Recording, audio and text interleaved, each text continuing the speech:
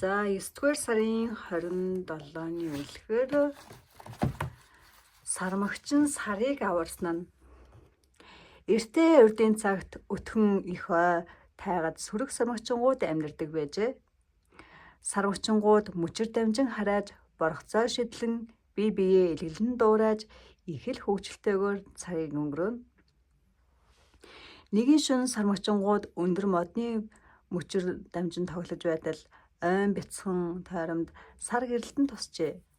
Сармагчингуудын нэг нь хараач ээ, нуур дотор сар ойжжээ. Дэлхийн ертөнц саргүй яаж амьдрах вэ? Түүнийг татаж гаргацгаая гэж хашгирсанд бусд нь зөвшөөрч зүйтэй татаж гаргая гэжээ.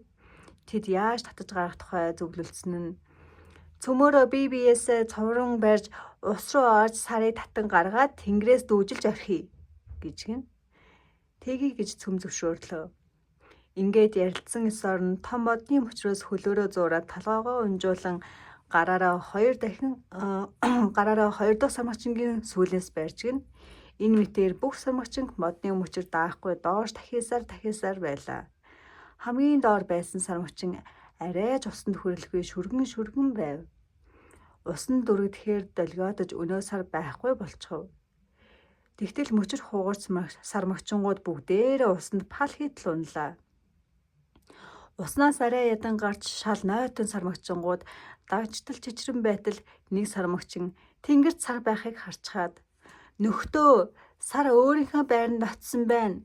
Бидний бие биесээ хэлгэлтэн ойртохыг үзээд барьж авахна гэж яагаад тэнгэрт гарчихсан байх гэж хашгирав. Сармагчингууд сар тэнгэрт байхыг харцгааж баярлсандаа хүйтэн усанд унаж хөлдөх шахан чичирж байснаа мартан байлаа. Түүнээс хойш сармагчингууд энэ ертөнц бидний хүчинд сартайгаа байгаа юм аа гэж сайрхаж сармагчин бид л сарыг аюулаас аварсан юм гэцгээдэг болжээ. За нэг онцгой таалгыг гартай байж хөлгүй, хүзүүтэй байж толгойгүй тэр юу вэ?